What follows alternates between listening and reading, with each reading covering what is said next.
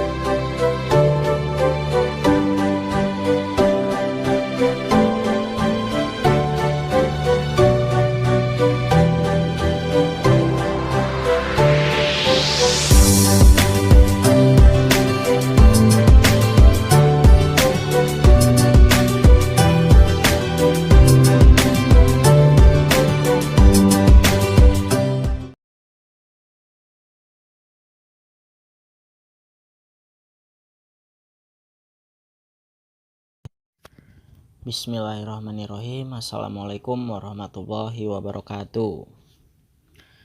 Perkenalkan, nama saya Dino Sentosa dari mahasiswa jurusan Hukum Ekonomi Syariah dengan NPM 1702090079, mahasiswa KPM daring periode pertama tahun 2021. Pada kesempatan kali ini saya akan sedikit membahas tentang prospek kuliah Hukum Ekonomi Syariah atau biasa disebut dengan hukum muamalah. Yang pertama, biasanya jurusan Hukum Ekonomi Syariah berada di bawah Fakultas Syariah. Fakultas Syariah itu biasanya terdapat di institut agama ataupun perguruan tinggi negeri agama.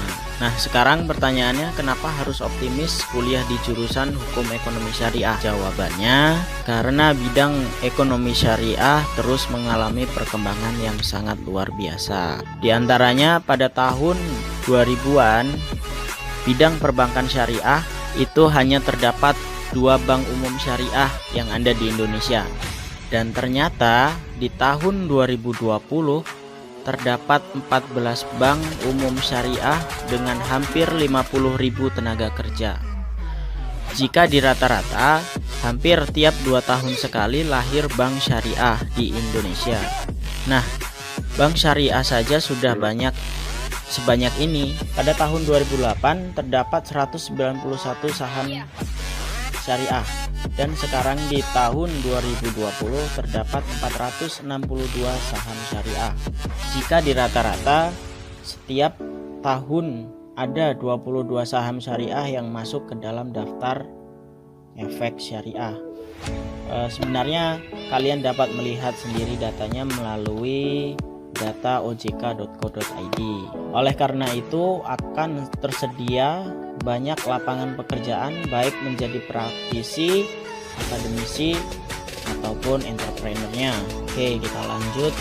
Nah, ini menjadi praktisi bermodalkan kuliah di jurusan Hukum Ekonomi Syariah, karena menantu idaman adalah sarjana hukum.